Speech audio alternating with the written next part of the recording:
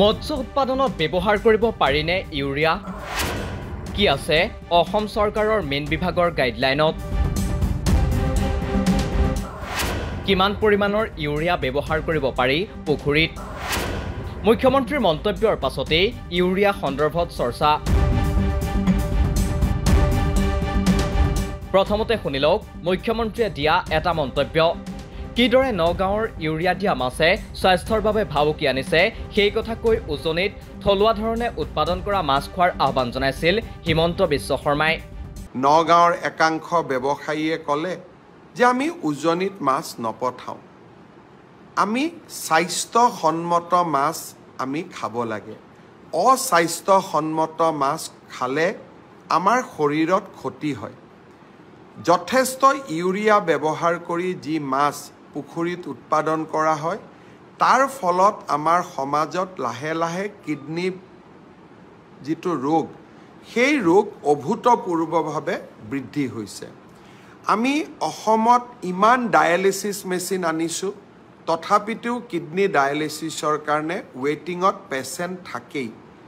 ইয়াৰ কাৰণ হ'ল এটা কাৰণ হ'ল ইউৰিয়াৰে সমৃদ্ধ কৰা মাছৰ ভক্ষণ যদি নগাঁৱৰ পৰা মাছ নাযায়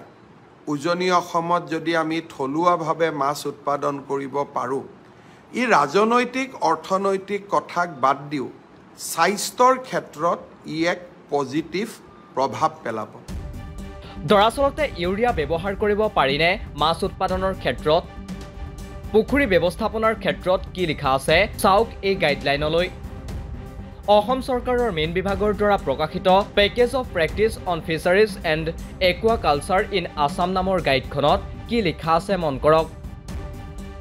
পুখুৰী ব্যৱস্থাপনাৰ ক্ষেত্ৰত কিদৰে ভূমি শোধন কৰি মাছ পোহাৰ বাবে উপযুক্ত কৰি তুলিব পাৰি পুখুৰী এটা তাৰ বিৱৰণ দিয়া আছে এই গাইডলাইনখনত পুখুৰীৰ উৎপাদনশীলতা বৃদ্ধি কৰিবলৈ জৈৱিক আৰু অজৈৱিক দুয়োটা ব্যৱস্থাই ল'ব পাৰি বুলি স্পষ্টকৈ লিখা আছে অসম চৰকাৰে প্ৰকাশ কৰা এই গাইডলাইনত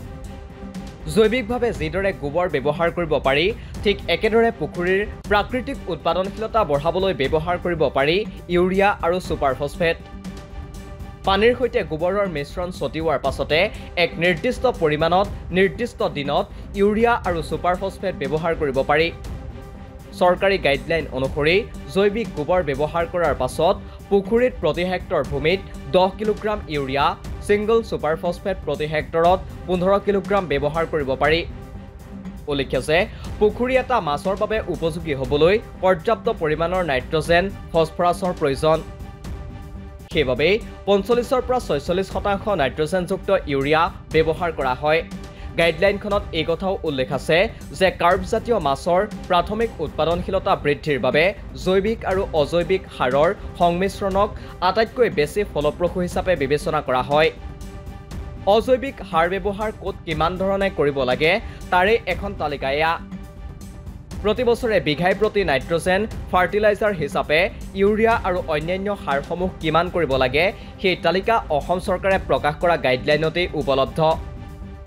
ফছফেট ফাৰ্টিলাইজাৰ আৰু মিক্সড ফাৰ্টিলাইজাৰৰো উল্লেখ আছে এই তালিকাত অৰ্থাৎ চৰকাৰী নিয়ম মতে মাছ পোহাৰ ক্ষেত্ৰত পুখুৰীত ইউৰিয়া বা ছুপাৰফছফেট দিয়াটো অস্বাস্থ্যকৰ কথাৰ ভিতৰত নপৰে কেৱল মাত্ৰ এটা নিৰ্দিষ্ট জোখত নিৰ্দিষ্ট সময়ৰ ভিতৰত ব্যৱহাৰ কৰিব লাগিব নগাঁও মাছ ব্যৱসায়ীয়ে মাছ নপঠিওৱাৰ সিদ্ধান্তৰ পাছতে মুখ্যমন্ত্ৰীয়ে মন্তব্য কৰিছিল যে ইউৰিয়া দিয়া অস্বাস্থ্যকৰ মাছ খালে শৰীৰৰ ক্ষতি হয় তাৰ পাছতে চৰ্চালৈ আহিছিল মাছ উৎপাদনৰ ক্ষেত্ৰত ইউৰিয়া দিয়া নিদিয়াক লৈ news desk report the cross current